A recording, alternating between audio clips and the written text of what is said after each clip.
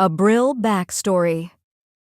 Abril was raised in an average family in Culiacan, western Mexico. Her father worked as a painter, and she, along with her 3 siblings, possessed a talent for painting as well. Encouraged by her family and friends, Abril decided to travel to the United States to enhance her painting abilities. However, fate had other plans, as she was captured by human traffickers at the border and sold into Maxine, a hooker trade organization run by the Morietti family.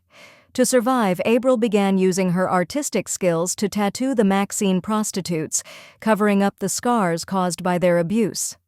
During a power struggle, Abril gained the trust of the leader of the 13 Blood Traces by exposing some of Maxine's confidential documents. This allowed her to escape Maxine's grasp and join the 13 Blood Traces. Now, Abril runs a tattoo parlor on the streets of Angel Harbor, extending support to young women who have faced similar tribulations whenever she can. Renata learned of her birth mother's death while solving a human trafficking case.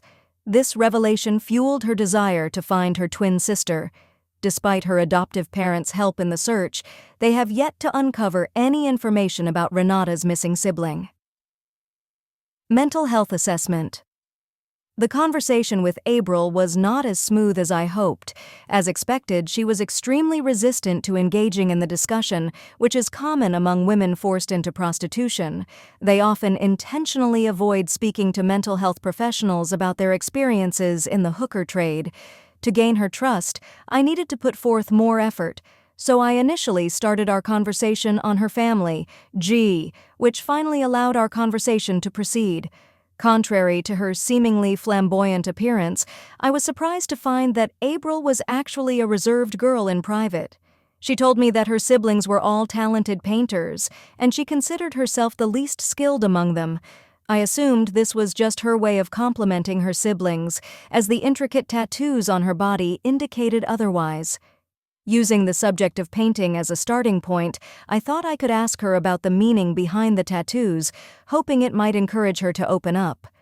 When I inquired, she became silent. I was concerned that I might have pushed the conversation too far, but surprisingly, Abril eventually. She explained that tattooing was a method she had to choose for survival. This topic finally allowed me to establish a connection with Abril, through which she shared a bit about her experiences as a prostitute. She had been left scarred due to abuse from clients, and she could only use tattoos to conceal those repulsive scars. These tattoos, ironically, made some clients more attracted to her. She said that the tattoos provided her with a way to survive without being discarded by Maxine, and since then, she had secretly begun a small tattoo business to help other girls. She confessed that helping others was her way of atoning for her sins, but she refused to tell me what those sins were. 13 Blood Traces. Therapist, Marcia Edward. Heloise, the close friend and bodyguard of Martina, the head of the Douglas family. Hailing from a humble background, Heloise worked as a women's boxing coach in a local gym. During an attempt on Martina's life, Heloise intervened and rescued the injured Martina. She took Martina to her own home for treatment, earning Martina's exceptional trust and admiration.